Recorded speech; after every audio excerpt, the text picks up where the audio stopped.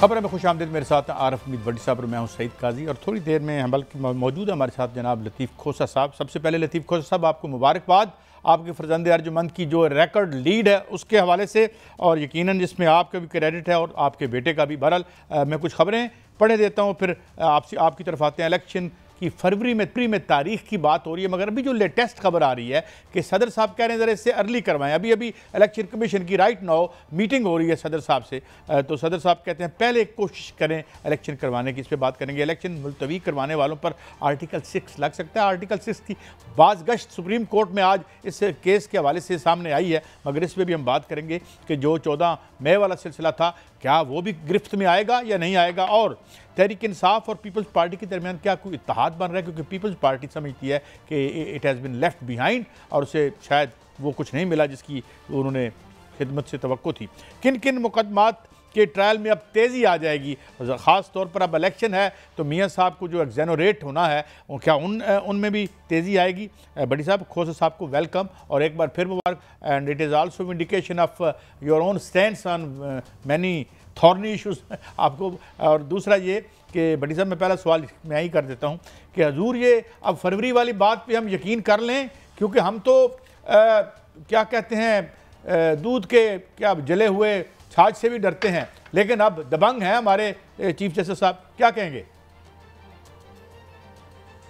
देखें काजी साहब, एक तो बड़ी खुशाइंद बात है आज। एक तो जो चीफ जस्टिस साहब की सरबराही में सुप्रीम कोर्ट ने सदर पाकिस्तान को जो उनका आईनी जो ओहदे का तकाजा था वो उन्होंने एनफोर्स किया है, और इलेक्शन कमीशन को जिसने इनकार कर दिया था, यानी उनसे मुलाकात करने से भी इनकार कर दिया था, जो मैं समझता हूँ ये रियासी आदाब के भी बहुत मुनाफी है, तौहीन आमेज़ है बल्कि।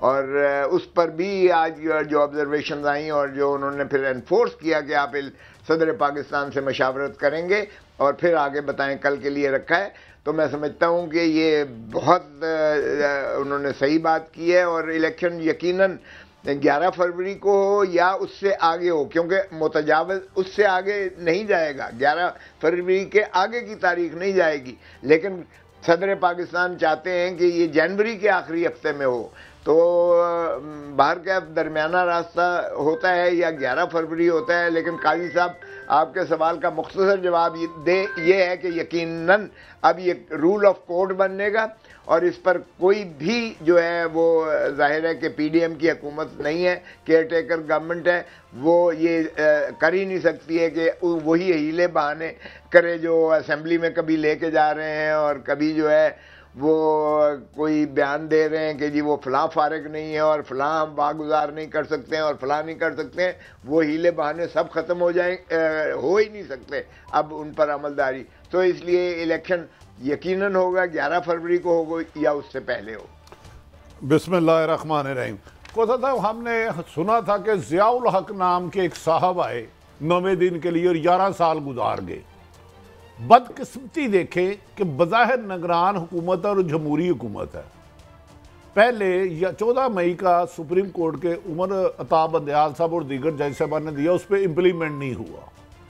अब जो आपने बड़ा अहम पॉइंट रेज किया कि उन्होंने प्रेसिडेंट ऑफ पाकिस्तान जो आईनी होता उसे मिलने से इनकार कर दिया और इधर उधर अमेरिकन एम्बेसडर से मिलते रहे। तो आज सदर सुप्रीम कोर्ट ने हुक्म किया कि जाएं चीफ प्रेसिडेंट ऑफ पाकिस्तान से मशावरत करें, उसके सिग्नेचर ना आए। इसका मतलब है जो ये नतीजा निकाल रहे थे कि सदर का अख्तियार ही नहीं है तारीख देने का, बादुल नज़र में वो तो बात गलत साबित हुई। और दूसरा, क्या इलेक्शन होते हैं तो तमाम सियासी जमातों के लिए एक जैसे हकूक मिलेंगे इलेक्शन लड़ने के लिए, कि किसी के साथ ज्यादती ना होगी, किसी को कॉर्नर तो नहीं किया जाएगा? आप क्या समझते हैं? देखिए, कॉर्नर तो कर दिया है भट्टी साहब। बदकिस्मती है इस मुल्क में कि यहाँ इलेक्शन कम और सिलेक्शन ज़्यादा होती है, और मुझे कोई ऐसी लेवल प्लेइंग फील्ड नज़र नहीं आ रही है कि हम खुशफहमी में रहें कि जी लेवल प्लेइंग फील्ड होगी और फेयर एंड फ्री इलेक्शन होगा। मैं तो कहता हूँ यार भट्टी और काजी साहब, क्या ढोंग रचाने की ज़रूरत है? जब आप बादशाह सलामत को लंदन से ले आए हैं और उनको आपने वाज़े तौर पर एक प्रोटोकॉल दिया, एम्बेसडर जो है हमारा हाई कमिश्नर वो लंदन हीथ्रो एयरपोर्ट पर उन्हें रुखसत करता है और फिर यहाँ अदालतें और नैब जो है वो उनकी मुंतज़िर हैं, वो बग़ैर किसी तलब किए वो अदालत में पेश हो जाती हैं। पंजाब गवर्नमेंट भी उनको जो है वो काम करती है 401 ज़ाब्ता फौजदारी में, जो अदालत के मामलात में मुदाखलत करते हुए उनकी ज़मानत की तौसीक़ कर रही है। तो ये मेरे ख्याल में, और फिर जिस तरह से जलसा करवाया गया है, तो मेरे ख्याल में एक फरमान जारी कर दें, उनको चौथी मरतबा वज़ीर आज़म बना दें। फिर ये क्या ज़रूरत है अज़ियत और कर्ब कौम को मुब्तला करने की और इतना अखराजात करने की और ये ढोंग रचाने की। तो भट्टी साहब, जवाब ये है कि कोई फेयर एंड फ्री इलेक्शन नहीं हो रहे, कोई लेवल प्लेइंग फील्ड नहीं आ रही है। एक पार्टी को कोशिश की जा रही है कि उनके कायद को जो है वो इतनी सजाएं कराई जाएं कि वो निकल ना पाए, और फिर ये है कि उनका जो उम्मीदवार हो उनको अगवा कर लें, कभी वो चिल्ला काटने के बहाने पर चले जाएं और कभी वो जो है आराम और सुकून लेने के लिए कहीं उस इलाके में चले जाएं जिनका उन्हें खुद पता नहीं है, और कभी आपका जो एक जर्नलिस्ट बेचारा इमरान वो है, वो आज तक होश और शऊर में नहीं है। 4 महीने जो कुछ उसके साथ हशर हुआ है। तो ये पाकिस्तान की तारीख का बदतरीन दौर है जिसमें ना कह सकते हैं और ना जमहूरियत कह सकते हैं। खोसा साहब, जो आपने बड़ी अहम बातें की, मुझे आसानी हो गई बात करने में। जैसे आप हालात बता रहे हैं और ज़मीनी हकायक भी इससे मिलते जुलते हैं, तो क्या ऐसे इलेक्शन को, जो सिलेक्शन के नाम पर इलेक्शन हो, ना दुनिया मानेगी ना पाकिस्तान अब मानेगी, तो उसकी क्रेडिबिलिटी क्या रह जाएगी? फिर ऐसे इलेक्शन कराने की 70-80 अरब रुपया हुकूमत का लगेगा, वैसे ही किसी को हुकूमत दे दे। भट्टी साहब, यही तो मैं कह रहा हूँ कि क्या जरूरत है, फरमान जारी कर दें बादशाह सलामत, और हम प्रजा को हुक्म दें कि आप जो है पूर्णश बजा लाएं, तो हम भी सर्वसजूद हो जाएंगे कि बादशाह सलामत तशरीफ ले आए हैं, अमीरुल मोमिनीन आ गए हैं, तो चलिएगा हम सर्वसजूद होते हैं। अरे भाई, ये बदकिस्मती है। देखें, ना तो स्टेबिलिटी आएगी, जो ब्रेन ड्रेन हो रहा है, हमारा जो ब्रेन बाहर जा रहा है वो इतनी तेज़ी से बाहर जा रहा है कि आप देखेंगे कि कहतो रजाली हो जाएगी। और जिस तरह से कैपिटल आउटफ्लो, हमारा सरमाया बाहर जा रहा है, हमारी इंडस्ट्रियलिस्ट जो है यहाँ से निकल के जा रहा है बाहर, कोई फॉरेन इन्वेस्टर पाकिस्तान में नहीं आएगा, तो मुझे बताएं कि मईशत कैसे चलेगी, रियासतें कैसे चलेंगी? 3 नस्लें हमने पहले ही गिरवी कर रखी हुई हैं और हम गिड़गिड़ा के कह रहे हैं। ना दुनिया ने मानना है भट्टी साहब, काजी साहब, ना IMF ने आगे आपको जो है देना है, और ना कोई इन्वेस्टर आएगा। आपकी मईशत डूबती चली जाएगी, आपकी महंगाई इतनी होगी कि लोगों का जीना हराम हो जाएगा।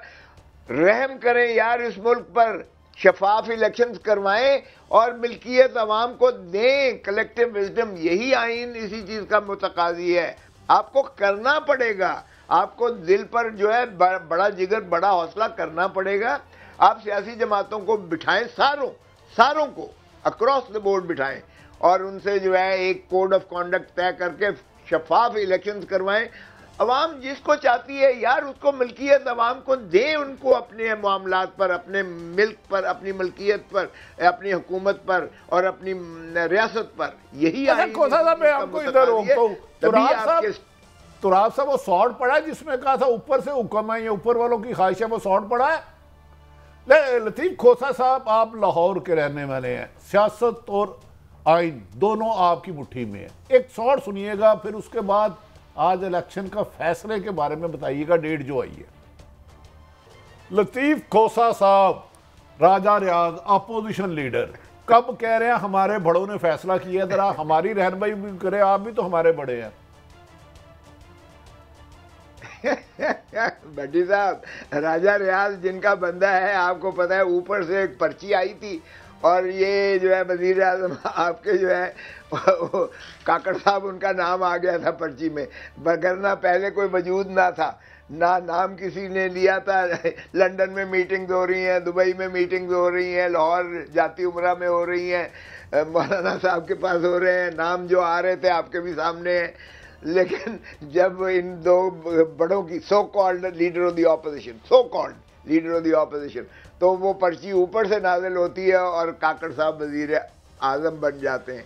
जो यानी दुबई में ये अफगानी नेशनल के तौर पर ये लंदन में असाइलम पर ये वहाँ जो भी काम करते रहे उसमें मैं नहीं जाना चाहता, क्योंकि बाहर कैफ उनकी जिम्मेदारी होगी। असाइलम पे काम करते रहे, आपने बड़ी अहम बात कर दी। देखे ना, लतीफ खोसा ही है। कौन अहम असाइलम पे काम करते रहे हैं? जरा मुझे माफी चाहता हूँ, मैं सुन नहीं पाया। भट्टी साहब, आपको सब कुछ पता है, आप मुझसे ज्यादा। बखुदा हमारे लिए ये खबर है। नहीं, आप जैसे बंदा जब आईनी माहिर कह देना मोहर हो जाती है उस पर। मुझे भी कुछ पता है, लेकिन काइंडली आपकी रहनुमाई से हमें आसानी हो जाएगी बात करने में। इसमें लोग सुन रहे हैं ना, लतीफ खोसा साहब बैठे हैं। अरे भाई, लंदन यूनाइटेड किंगडम में ये क्या करते रहे हमारे वजीर आजम जो है काकड़ साहब? ये अफगानी जो है नेशनल बन के ये असाइलम लेते रहे कि हमें जो है अफगानिस्तान से इसलिए अब मैं नहीं जा सकता क्योंकि मैं जो है वो गुलामी करता रहा हूँ जो भी है, और अब मुझे मेरे मुखालिफ वो हो गए। ये जो माशाल्लाह जो अमेरिका का ऑपरेशन था जिसमें वो बकौल उनके वो उनका साथ देते रहे, और उनको इसलिए दुश्मनियां और जान का खतरा था, और इसलिए वो अफगानी नेशनल बन के और यूके में असाइलम लेकर वो इतना अरसा काम करते रहे, और उनको असाइलम एक्सटेंड होती रही, और वहाँ नौकरियां करते रहे, टैक्सियां चलाते रहे, जो भी करते रहे। तो अच्छी बात है कि एक मेहनत कश को पाकिस्तान में आपने वजीर आज़म केयर टेकर बना दिया है। अगरचे वो केयर टेकर कम है, चेयर टेकर ज़्यादा हैं, लेकिन जिन्होंने भी बनाया है बाहर का देखें, मेरे ख्याल में इस तरह से न करें, इस मुल्क के साथ खिलवाड़ तो अच्छा होगा। क्योंकि ये जो काकड़ साहब हैं, आप अगर इनके फरमूदात भी सुने, जो इन्होंने जाके लम्स में एक स्टूडेंट्स बच्चों के साथ जो तकरीर करते हुए जो इन्होंने वहाँ जबिल्लत दिखाई है, वो भी मैं कहता हूँ अफसोसनाक है कि हम अपनी कौम के जो होनहार हैं उनकी क्या रहनुमाई इस तरह से करेंगे? क्या हम रहबर इस तरह से बनेंगे जो माशाल्लाह उन्होंने किया है? और अब इस वक्त तो शर्म आती है, यकीन करें, जो कुछ फ़लस्तीनियों के साथ एक नस्ल कुशी बाकायदा हो रही है, और पाकिस्तान का जो मौक़िफ़ है, काश के यहाँ कोई ऐसा वज़ीर आज़म मुंतखब होता जो आवाम की तर्जमानी करता, और यहाँ जो है मुस्लिम उम्मा को इकट्ठा करके कम से कम उन बिलकते हुए उन बच्चों को, उन माओं को, उन औरतों को, उन बूढ़ों को जो यानी ज़मीन बोस बिल्डिंग्स के अंदर मुनहदिम होकर, ये तो 10,000 कहते हैं ना, 9,000 कहते हैं मरे, वहाँ यानी इसके 1000 गुना ज़्यादा तादाद में लोगों का जो नस्ल कुशी हुई है, जो जेनोसाइड कर रही है इजराइल। वहाँ शर्मनाक हरकत है कि हमारी मुस्लिम उम्मा और बशमूल पाकिस्तान के, और पाकिस्तान के चूँकि केयर टेकर, इनको तो कोई परवाह है ही नहीं सिवाय इसके कि इन्होंने कुर्सी और अगला इक़्तिदार इन्होंने किसी बादशाह सलामत को किसी को नामजद करके ऐसा देना है। पाकिस्तान के अवाम की तो हैसियत, कोई ख्वाहिशात की कोई हैसियत ही नहीं है। तो पाकिस्तान के अवाम की ख्वाहिशात तो जो है वो इलेक्शन और वोट से ही मुतरश्शे होती है।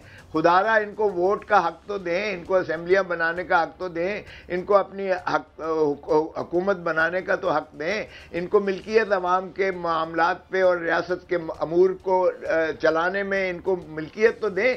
यही तो रियासत है। रियासत तो मुनहदिम हो गई जब ये कोई है ही नहीं, अवाम की इसमें सुनवाई नहीं है, अवाम की कोई इसमें बिल्कुल दखल अमली नहीं है अवाम का। तो किस तरह से हम दुनिया में बावर करवाएं कि दुनिया में जुल्म हो रहा है? अब पहले अपने मुल्क को तो देख लो। जब हम इंसानी हकूक की बात करते हैं वो कहते हैं आप कैसे, हु इज टॉकिंग। इनके अपने मुल्क में जो है इंसानी हकूक जिस तरह से पामाल हो रहे हैं। भट्टी साहब, हमने रिट की है एक नई सुप्रीम कोर्ट में, जो एतजाज आसन पिटिशनर है और मैं उसका वकील हूँ।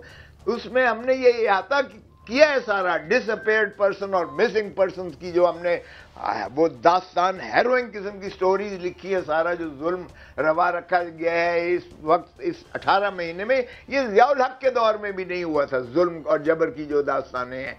तो फिर हम किस मुंह से जो है इंसानी हकूक की पामाली की दुनिया को जो है शर्म दिलाएं, जब हम अपने मुल्क में अपने अवाम को जो है बुनियादी हकूक से महरूम कर रखा है, हक के ज़िंदगी से महरूम कर रखा है, हक के गुफ्तगू से, आज़ादी से, डिग्निटी उनकी जो है इज़्ज़त नफ्स को मजरूह करते हैं। औरतों को हमने जो है इस तरह से महबूस कर रखा है। तो फिर हम पता नहीं किस दुनिया में रहते हैं। बात करते हैं हम, इंसानों की बात करते हैं, दुनिया अच्छा कहता था, मैं सिर्फ आखिरी सवाल करूंगा, उसके बाद सईद काजी साहब बड़े अच्छा गुजारिश है। जैसे एक आपको याद होगा उमर अता बंदयाल साहब के 3 रुकनी बेंच ने भी हुक्म फरमाया था 14 मई को कराया, लेकिन उस पर हुकूमत ने परवाह नहीं की और यही इलेक्शन कमीशन था। अगर ये मौजूदा इलेक्शन कमीशन अब भी सुप्रीम कोर्ट को जो यकीन दहानी कराई है नहीं करवाते तो देन व्हाट, फिर क्या होगा? देखें, फिर दमादम मस्त कलंदर फिर यही होगा कि पहले ही पाकिस्तान जो है सरजमीन बेआइन तो पहले बन चुकी है, पहले ही बन चुकी है। अब फिर तो काजी साहब का इम्तिहान होगा कि काजी फायज ईसा चीफ जस्टिस ऑफ पाकिस्तान, क्या वो जस्टिस मुनीर बनना पसंद करेंगे तारीख में? क्या वो तारीख में अपने आप को उस जिल्लत और रुसवाई से आशना और रूशनास करेंगे जो मुनीर के जो है उस जस्टिस मुनीर के जिससे वो पहचान होती है? या वो एक मुनसिफ की हैसियत से, एक दबंग जो है चीफ जस्टिस ऑफ पाकिस्तान की हैसियत से जो बुनियादी हकूक़ का ज़ामिन बन के आइन की जो है अमलदारी यकीनी बनाए, क्या वो कार्नीलियस की तरह के ऐसे दलेर जो है चीफ जस्टिस बन के वो अपना तारीख़ में अपना जो है अपने आप को मनवाएंगे और उनको याद किया जाएगा कि ये वो चीफ जस्टिस था जिसने काले बादल जो है छट कर दिए, जिसने उस अंधेरी रात को जो है उजाले में तब्दील कर दिया, जिसने जबर और इस्तेदलाल के तमाम जो अवामिल थे इस मुल्क में उनको जो है ख़त्म करके, ज़ाइल करके और लोगों को बुनियादी हकूक़ दिलाकर और इलेक्शंस करवा के और हुकूमत जो है वजूद में आई।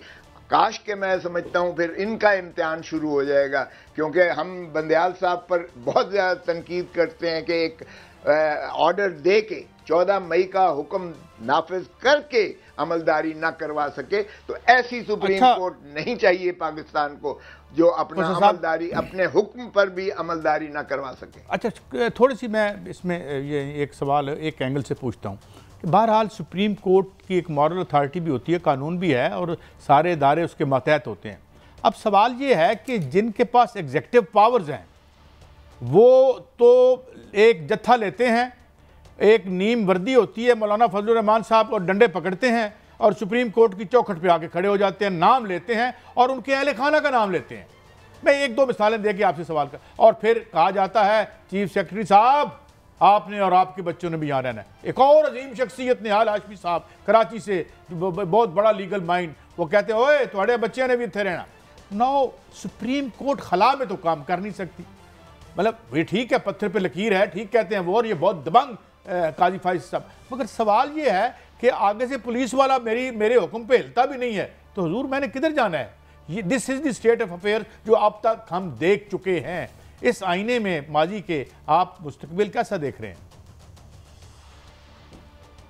देखें काजी साहब, मेरा पुख्ता ईमान है जो आप बात कर रहे हैं ना, कि एक दफा ये फैसला करे सुप्रीम कोर्ट और एक दबंग फैसला करे, हम पीछे खड़े होंगे, काला कोट खड़ा होगा पीछे। मैं आपको बताऊं, हमने उस शख्स को भी जो मुक्के दिखाता था, देखी है मेरी ताकत, हमने उसके खिलाफ तहरीक चलाई, दुनिया ने उसे तस्लीम किया, हमारे पीछे लोग आए, अवाम आए। आप जो मॉरल अथॉरिटी की बात कर रहे हैं, इस वक्त मोरालिटी की बात ना करें। मॉरल अथॉरिटी तो इस वक्त बिल्कुल खत्म हो चुकी है। इस जो है एग्जीक्यूटिव की मॉरल अथॉरिटी बिल्कुल खत्म हो चुकी है। जुडिशरी को ये डिविसिव है, ये जो ज़ियाउल हक की बाकियात हैं, इन्होंने सुप्रीम कोर्ट पर हमला किया, इन्होंने जो है चमक की रीत डाली, इन्होंने अपने ही सुप्रीम कोर्ट के अंदर से जो है एक ग्रुप बनाकर और सजाद अली शाह चीफ जस्टिस को माजूल करवाया। ये divide and rule colonial policy पर यकीन रखते हैं, ये वही तसलसल है। ये केयर टेकर भी दरअसल पीडीएम और ये पीएमएल-एन की हुकूमत है। तो इसमें कोई तब्दीली नहीं है, उनकी जहनी जो है सोच में भी कोई तब्दीली नहीं है। लेकिन अगर ये सुप्रीम कोर्ट फैसला देती है, आइन को बालादस्त करके आइन को देती है, यकीन करें कि हम वकला जो है इतनी ज़ोरदार तहरीक चलाएंगे इनके उस हुक्म पर, और अवाम हमारे साथ बिल्कुल शाना बशाना खड़ी होगी, और कोई ताकत, कोई कुव्वत जो है यकीन करें उसके सामने नहीं आएगी। और जो थे वो भी खशाक की तरह बह गए और फिर वो मुल्क में नहीं आ सका था जब तक उसकी जैद खाकी यानी नाश आई उसकी, जिंदा जब तक था वो ना आ सका। तो ऐसी बात नहीं है काजी साहब, आप यकीन करें, एक दफा सुप्रीम कोर्ट फैसला तो दे आइन और कानून के मुताबिक, लोगों के बुनियादी हकूक को जो है नाफिज करे, और जो है 90 दिन के अंदर तो हो गया, चलें 248 में कुछ इस्तिस्ना हो गया क्योंकि गलती फिर हमारे सियासतदानों ने की सीसीआई में, जब उन्होंने कहा कि जी नई मर्दमशुमारी जो है उस पर अमल किया जाए, और उसका बहाना ढूंढकर उन्होंने जो है कहा हल्का बंदियां नहीं होंगी, और वो चले वो प्रोसेस भी खत्म हो गया। अच्छा कोथा साहब एक जरा रहनुमाई करें, कुछ लोग कहते हैं कि जब कागज जमा कराएंगे, अगर कोई हल्का बंदियों पे एतराज करता है पहले वो इलेक्शन कमीशन में जाएगा फिर हाई कोर्ट जाएगा, क्या इस बहाने से इलेक्शन को आगे ले जाया जा सकता है? आप क्या समझते हैं आईनी तौर पर? और दूसरी, एक आप सियासतदान भी हैं, मैंने लाहौर पूरा फिरा, इधर उधर पूरा, जो सरकारी खम्भे हैं वहां मोहतरम नवाज शरीफ साहब की तस्वीर है, शहबाज शरीफ साहब की है, मरियम साहब की, और किसी सियासी जमात का कोई पंफलेट, कोई बैनर, कोई दफ्तर नजर नहीं आया। क्या बाकी सारी सियासी जमातें खत्म हो गई हैं वजूद उनका? भट्टी साहब, आप जरा पीटीआई का झंडा लेकर चल के तो देखें, आपको पुलिस वैन उठा के ले जाएगी और बंद कर देगी। ओ भाई, इस वक्त मैंने तो पहले कहा है कि आप बादशाह सलामत को अगर डील करके लेके आए हैं और उनसे ये अहद किया है कि आपको चौथी दफा वजीर आजम बनाना है, तो फिर ये ढोंग छोड़ दें। अब उसको एक शख्स को तो फ्री हैंड है टोटल। आज पीपल्स पार्टी भी वही कुछ कह रही है जो मैं और एतजाज 18 महीने से कह रहे हैं। आज पीपल्स पार्टी और बाकी पार्टियां भी यही कुछ कह रही हैं एग्जैक्टली। ये लेवल प्लेइंग फील्ड नहीं है। ये जो भी डील हुई है लंदन प्लान, उसकी इम्प्लीमेंटेशन हो रही है। ये बाद से शुरुआत हुई है और उसके बाद तसलसल है इस चीज का। और ये जो डोनाल्ड साहब, मैं एक छोटी सी इंटरवेंशन कर रहा हूं, आप काइंडली हमारे साथ लिए, छोटी सी ब्रेक है क्योंकि ब्रेक से वापस आके मैंने बातें एक तो साइफर के हवाले से पूछना है, आपको जाने नहीं देना आज आप मूड और में साइफर के हवाले से भी पूछेंगे, और ये भी पूछेंगे कि पिछली जो चीफ जस्टिस थे उन्हें यह भी कहा गया कि हजूर एक रिपीट हो सकता है उस सुप्रीम कोर्ट का जो सज्जाद अली शाह की थी। यहां तक तो सिचुएशन गई, तो अब क्या होगा? मगर ये दोनों बातें एक ब्रेक के बाद पूछेंगे। हमारे साथ रहिए।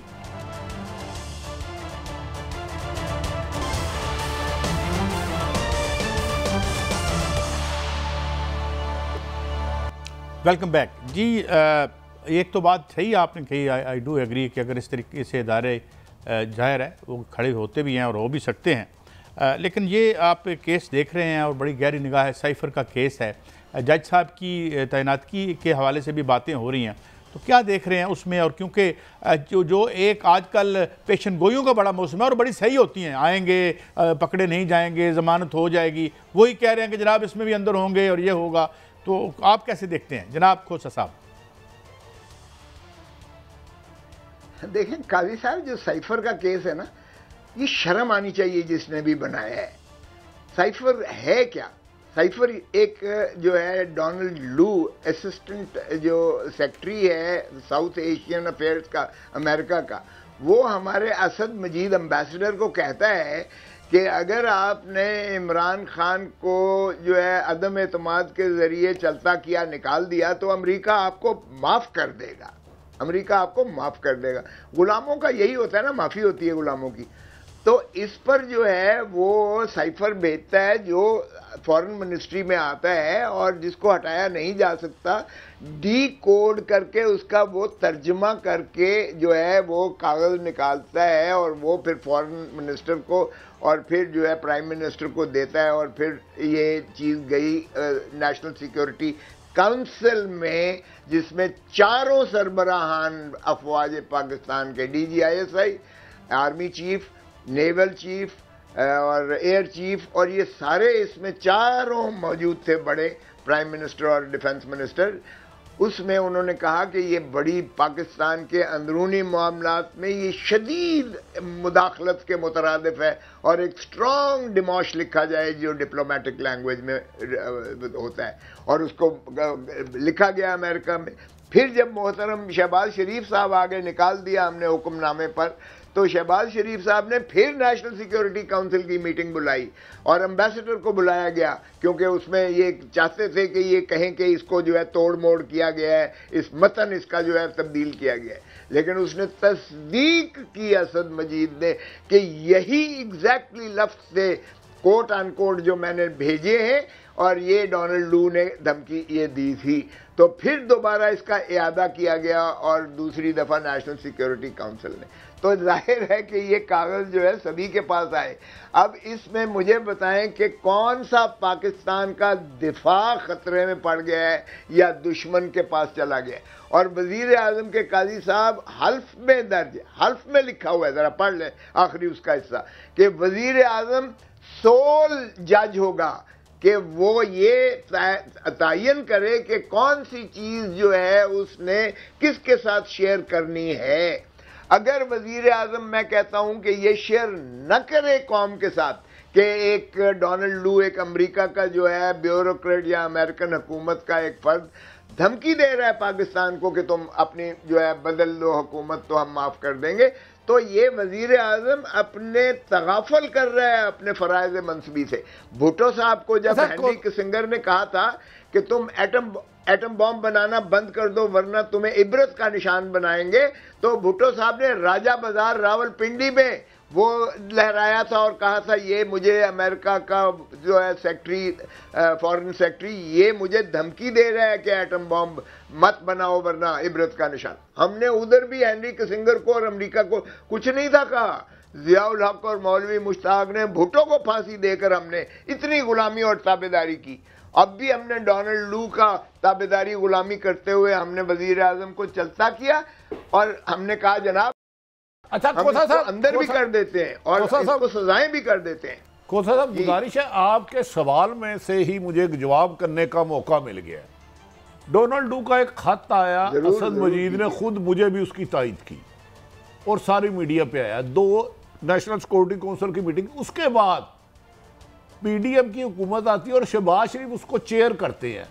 तो अगर गुम हुआ था तो फिर शहबाज शरीफ ने चेयर कैसे की? उस दिन क्यों नहीं कहा कि साइफर गुम है? ये गुम किया तो फिर शहबाज शरीफ साहब ने किया होगा क्योंकि उसके बाद तो सलामती कौंसिल का इजलास हो गया। तो 1.5 साल बाद उस साइफर का गुम होना जिसपे दूसरा प्राइम मिनिस्टर कर चुका है। और दूसरा आपने फरमाया साइफर है क्या, समझ नहीं आती यार साइफर कुछ भी है या नहीं।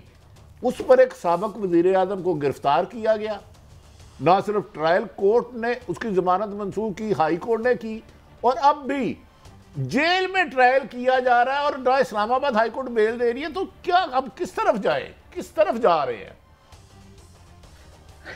भट्टी साहब, मैंने क्वाशमेंट इसकी फाइल की कि ये सिरे से मुकदमा बनता ही नहीं है। काबीना ने इसे डी क्लासिफाई भी कर दिया था और ये मुझे बात इमरान खान ने खुद बताई कि इसको डी क्लासिफाई भी किया गया था। तो उसके बाद तो ये ओपन लेटर है। और दूसरी बात ये है कि ये राना सनाउल्लाह ने खुद कहा है बतौर इंटीरियर मिनिस्टर के कि साइफर तो मौजूद है फॉरेन मिनिस्ट्री में, इसलिए कि वो कोडेड वर्ड्स में होता है, उसको रिमूव नहीं किया जा सकता। और साइफर का यार तुम तर्जमा करते हो एक पेंसिल से लिखकर और कागज पकड़ा देते हो, वो कागज के तो 100 पुर्जे चलते हैं जब काबीना में जाता है और कहां कहां जाता है। वो अगर कहीं गुम भी हो जाए उसकी कोई हैसियत है भट्टी साहब? वो साइफर नहीं है, वो तो साइफर की एक उसका ट्रांसक्रिप्ट है जिसपे आपने जो है नकल किया हुआ है और उसकी कॉपियां चीफ जस्टिस को गई, आर्मी चीफ को, चारों heads of the arm forces को गई, कैबिनेट में डिस्कस हुआ, शहबाज शरीफ के पास आपने ठीक कहा डिस्कस हुआ।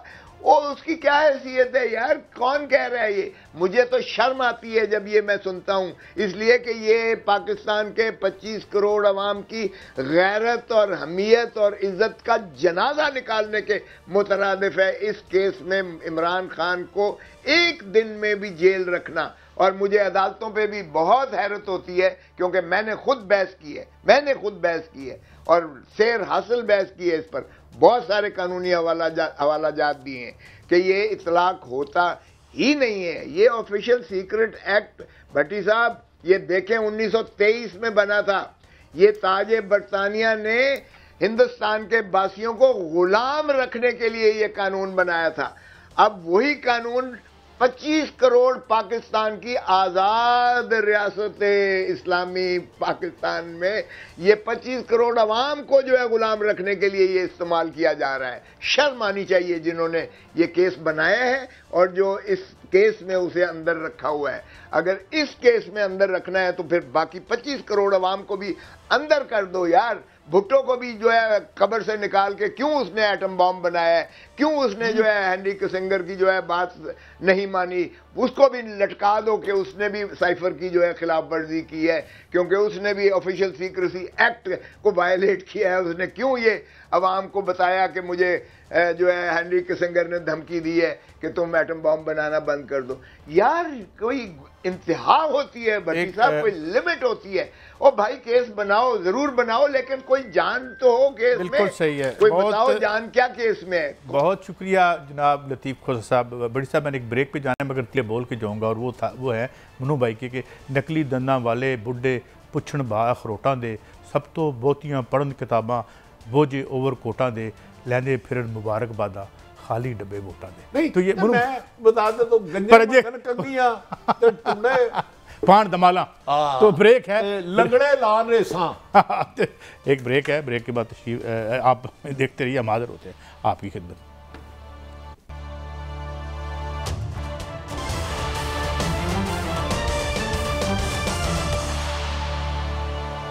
Welcome back. बड़ी साहब एक तो खबर है और ये अच्छी खबर भी है कि जो मुआलिज हैं पीटीआई के चेयरमैन के जनाब डॉक्टर फैसल सुल्तान, उनका कहना है कि ये स्लो पॉइजनिंग वाली खबर ठीक नहीं है, वो सेहतमंद हैं और कोई ये उन्होंने ये बात कही है। दूसरी बात उनकी तरफ से ये आई है, मुतालबात की रखे हैं दो चेयरमैन पीटीआई ने, कि उन्होंने कहा है कि जनाब एक तो ये कि मेरा ओपन ट्रायल किया जाए, और दूसरा उन्होंने कहा है कि नवाज़ शरीफ साहब किसी भी पाकिस्तान की कॉन्स्टिट्यूंसी में मेरे सामने इलेक्शन लड़ रहे हैं और लड़ लें और मैं कोई कैंपेन भी नहीं करूंगा। ये दो बातें आई सामने ये देबे साहब। एक तो डॉक्टर फैसल जवेद साहब ने 100% ठीक, फैसल सुल्तान साहब ने 100% साहब बिल्कुल तंदुरुस्त है, बिल्कुल तंदुरुस्त है। जेल जराए भी और ख़ानदानी जराए भी। और मैं आपको खबर दे दूँ, इमरान खान साहब को बहुत सारी ऑफर, यानी आप भी अपने जराए से यही खबर दे रहे हैं? नहीं, यकीनन दे रहा, कह रहा, बोल रहा हूँ उसी पे। उन्होंने अपने ख़ानदानी ज़राए से और जो उन्हें मैसेज दे रहे थे कि कहीं जाना या नहीं जाना, उन्हें कहा जी मैं सिर्फ साफ शफाफ इलेक्शन मानता हूँ, लाहौर में मुझे गिरफ्तार रखें, सिर्फ मेरे वोटर और सपोर्टर को उस दिन इलेक्शन में वोट डालने दें। अगर मैं नवाज शरीफ को आधे वोटों से शिकस्त ना दूँ तो फिर मुझे कहिएगा। इमरान खान साबिक वज़ीर आज़म पाकिस्तान तरीके इंसाफ चेयरमैन ने, और दूसरा उन्होंने कहा चंद दिन पहले जो किसी की मुलाकात हुई सदर आरफ अलवी से, हमारा उससे कोई तल्लुक नहीं, उन्होंने कहा कि सिर्फ मेरे वोटर्स को, मेरे कैंडिडेट को हरासा ना किया जाए, पुलिस तंग ना करे, और इलेक्शन डे पे पोलिंग एजेंटों को और वोटरों को सिर्फ अपनी मर्जी से वोट डालने दिया जाए। अगर मैं 60% मार्जिन से ना जीतूँ तो मैं जीत ही नहीं लूँगा। उन्हें इतना कॉन्फिडेंस है। लेकिन दूसरी तरफ इमरान खान कह रहे हैं लाहौर से जहां नवाज शरीफ साहब से इलेक्शन में हिस्सा लेंगे मैं लूंगा। दूसरी तरफ पीडीएम वालों को, सॉरी नून लीग वालों को बहुत ज़्यादा ख्याल है, उनका खदशा है या उन्हें यकीन है या गलत फहमी है कि इमरान खान की सरबराही में इलेक्शन नहीं होंगे तो तरीके इंसाफ के चेयरमैन उसकी सरबराही नहीं करेंगे।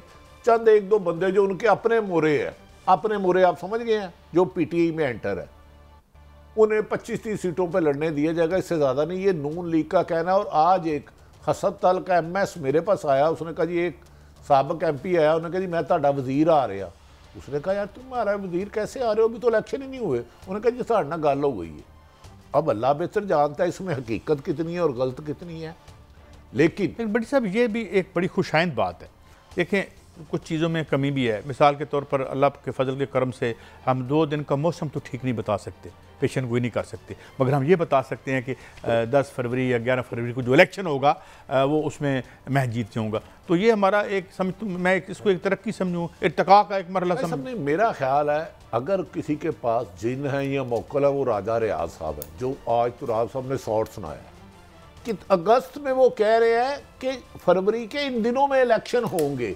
अनबिलीवेबल है। देखें, लोग पामिस्ट के पास जाते हैं, पता नहीं किस किस के पास जाते हो। भाई राजा रियाज साहब के पास जाओ, अगला हफ्ता कैसे गुजरेगा, अगला साल कैसे गुजरेगा, इलेक्शन कब होगा, कौन जीतेगा। क्या टिकट उनको अपनी टिकट मिल नहीं रही, सुना है नून लीग में से? देखिए, उनके मद्दे मुकाबल मेरा ख्याल है आबद शेर अली हैं, और आबद अली शेर अली अच्छे नौजवान है, एनर्जी है उनमें, नवाज शरीफ के साथ बहुत ज़्यादा सिंसियर है।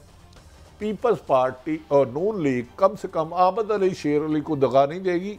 राजा रियाज साहब से हो सकता है ये वादा कर लिया जाए, जी जनाब आप पीपल्स पार्टी में भी रहे हैं, आप पीटीआई में रहे हैं, हो सकता है कल किसी और पार्टी में चले जाए, लिहाजा आपको इलेक्शन सेनेट में कंसीडर कर लेंगे। करते हैं नहीं करते मुझे नहीं पता, लेकिन आबद शेर अली मुस्लिम लीग नून का असासा है राजा रियाज की निस्बत।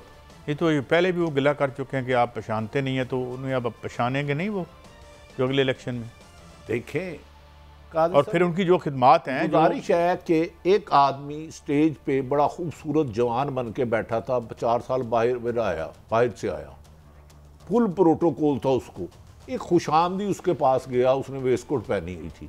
उन्हें क्या सर क्या बात है, क्या सुरीली आवाज़ है आपकी, क्या खूबसूरत आप गाते हैं, कमाल है, मेरी बड़ी ख्वाहिश थी कि मैं सुनूं। आप जैसा साहिब इल्म साथ बैठा था, उन्हें कहा यार ये बेचारे बोल नहीं सकते, वो कहते सॉरी गलती हो गई, आप दिखने में बड़े खूबसूरत लगते हैं, अब दिखने में बड़ा प्यारा लगते हैं। तो राजा रियाज साहब की मेरा ख्याल है वो नहीं, लेकिन बड़ी साहब एक खबर और भी है कि अभी जब ये लतीफ़ खोसा साहब ने भी शायद इशारा किया कि ये अब एक पीडीएम शायद एन के ख़िलाफ़ बनने जा रही है, कोई इसमें पीपल्स पार्टी भी शामिल ना हो जाए कहीं पीटीआई के साथ। नहीं, अभी ये बड़ा मुश्किल है। देखें, डिपेंड करता है इलेक्शन का, सुप्रीम कोर्ट को बहुत अच्छा फैसला किया, टाइम ज़ाया नहीं किया, गो के फिर भी 3 माह आगे चले गए। 9 नवंबर को होने थे और उस इलेक्शन कमीशन ने जान के 11 की तारीख रखी कि अगले 3 महीने भी और मैं 90 दिन और गुजारूंगा। अल्लाह करे ये इलेक्शन साफ शफाफ हो जाए और उसके बाद जो भी नताइज आए तमाम सियासी जमातों को हिस्सा लेने का मौका मिले और तमाम नताइज कबूल करे। अब इस मुल्क में सियासी अदम इस्तेकाम और माशी अदम इस्तेकाम ज़्यादा देर चल नहीं सकता। और बाप भी मर्ज हो रही है किसी और पार्टी में, बाप का भी सुना है कि मर्ज हो जाएगी नून लीग में या किसी और में। देखें, बाप के बारे में पूरी एक हिस्ट्री है, मैं नहीं कहता किताबों में लिखा है, लोगों से सुना है। तो ये गालिबन खुद सियासतदान इस किस्म की गुफ्तगू करते रहे हैं क्योंकि किसी को जल्दी है कि मैंने शेरवानी पहनी है, तंग ना हो जाए। दूसरी तरफ साड़ी में भी हलफ हो सकता है, मैं इससे ज़्यादा कुछ नहीं कहूँगा। इलेक्शन का नताइज इलेक्शन के दिन ही पता चलेगा। क्लोजिंग है देखिए, लेकिन ये कि कहते हैं ना कि सियासत में एक हफ्ता भी बहुत लंबा टाइम होता है। देखें अभी बहुत फरवरी दूर है बड़ा, बहरहाल जो हो अच्छा हो। इस दुआ के साथ इस हफ्ते के ये प्रोग्राम क्लोज करते हैं, अगले हफ्ते फिर मिलेंगे। अल्लाह हाफिज़।